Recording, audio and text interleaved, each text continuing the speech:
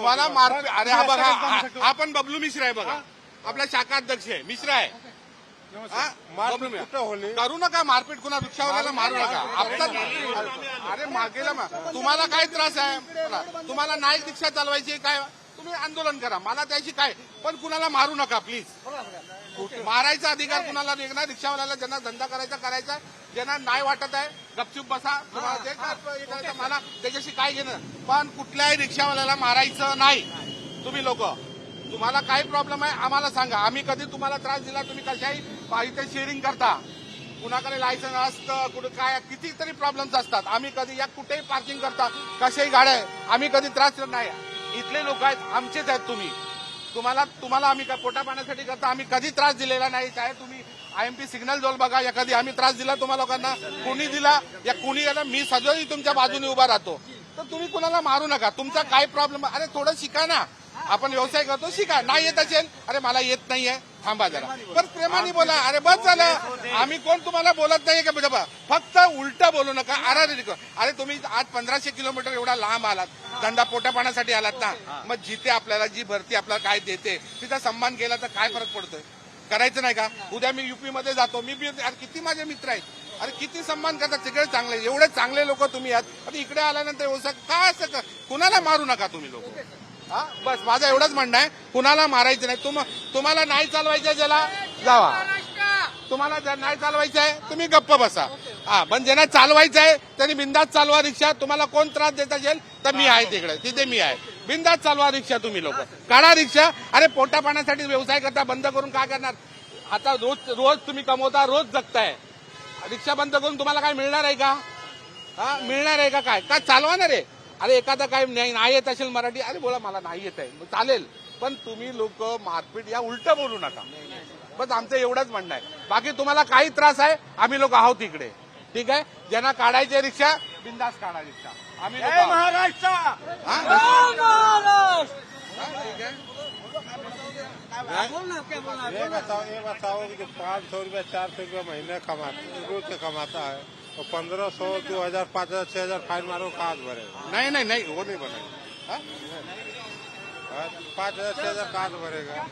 त्याचा फाईनचा लफडा तो आहे 5-6 महीने के लिए कम से तो बोलत नाही आहे त्याचं म्हणणं असं आहे की आम्हाला जे फाईन मारतात दिनेशजी आज तुम्ही कांदिवली रिक्षा स्टँडवर आहात तिथे रिक्षा चालकांनी प्रोटेस्ट केले संपावर आहेत त्यांनी अनेक रिक्षा चालकांना धमकावले आहेत काय सांगा मला एक कॉल आला RNA जवळ एका मराठी रिक्षावाल्याला परप्रांतीय रिक्षावाल्यांनी मारलं मी तिकडे गेल्यानंतर तो तर भेटला नाहीये कोण आता भेटला कांदिवली पोलीस स्टेशनला तो भेटलाय बघतो मी तिकडे जाऊन पण तिकडच्या सर्व रिक्षावाल्यांना सांगितलं मी बाबा तुम्हाला व्यवसाय करायचा आहे का तुम्ही रोज कमवता रोज जगताय तुम्ही हे बंद करून काय मिळणार नाही आम्हाला रिक्षा मारपीट झाली म्हणून आम्हाला भीतीने आम्ही बंद केलं त्या सर्व RNAच्या रिक्षावाल्यांनी तिकडे जे थांबतात रिक्षा शेअरिंगवाले सर्वांनी रिक्षा चालू केलेले आहे त्यांचं काही म्हणणं नाही आहे हे काही लोक कोणीतरी जे परप्रांतीय आहे त्यांना मुद्दाम वाद करायचा आहे ते त्यांना भडकायचा प्रयत्न करतायत की तुमच्या रिक्षा तोडतायत कोणतरी पण रिक्षा तुमच्या कोण तोडत नाही त्यांना सांगितलं लोकांनी रिक्षा चालू केल्या त्या लोकांनी पण आता इथे लिंक रोडवर ते संपावर आहे ते रिक्षा चालू केले नाही आहेत आणि आम्ही चालू करतोय आम्हाला काही प्रॉब्लेम नाही काहीतरी कुणीतरी खोटं बातमी पसरवली त्याच्यामुळे त्या लोकांचा हे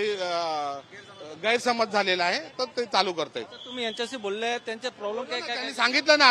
आम्हाला काही नाही आम्हाला धंदा करायचा आहे व्यवसाय करायचा आहे बोलले ते लोक त्यांचं म्हणणं आहे की गला कापला तर चालेल पण आम्ही मराठी बोलणार नाही असं कोण बोलला जर समोर बोलावं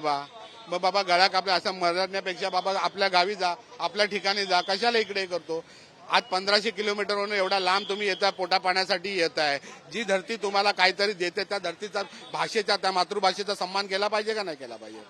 तर ते तयार आहेत बोलायला ज्यांना येत नसेल आम्ही त्यांना सांगितलं बाबा रे शिका तुम्ही उलट बोलू नका फक्त आम्ही एवढंच बोललो कोण उलट आता मनसेचे पदाधिकारी दिनेश सालवी आले आता तुमच्या काय मागण्या यांच्या समोर मांडल्यात का नहीं कोई तकलीफ नहीं हमको तर संप कशाला तुम्ही पुकारलेत हड़ताल क्यों की है आपने हड़ताल यही मतलब रोड पे मतलब वो आरटीओ वाले वो मार रहे हैं फाइन मार रहे हैं आरटीओ वाल्यांच्या विरोधात त्यांच्या ते बघा ते RTO वाले फाईन मारतायत तो त्यांचा वेगळा विषय आहे फाइन कशावर मारतात गैरसमज झालेला आहे मतलब जो 16 वाक्य दिए थे उसमें से नहीं पूछ रहे हैं दूसरा वाक्य पूछ रहे हैं इसलिए फाइन मार रहे हैं त्यांच्या म्हणणं म्हणणं असं आहे की जे त्यांचं त्याला म्हणणं आहे काहीतरी गैरसमज झालेला आहे, आरटीओ वाले काहीतरी वेगळं बोलतायत.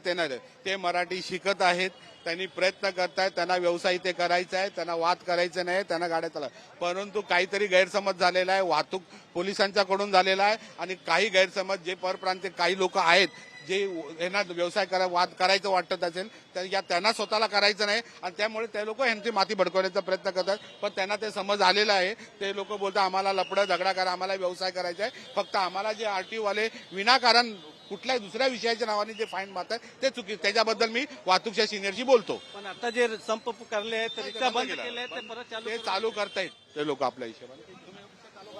व्हिडिओ जर्नलिस्ट चालू करताय ना रिक्षा. व्हिडिओ जर्नलिस्ट खंडू कसबेचा गोविंद ठाकूर, TV9 मराठी, मुंबई.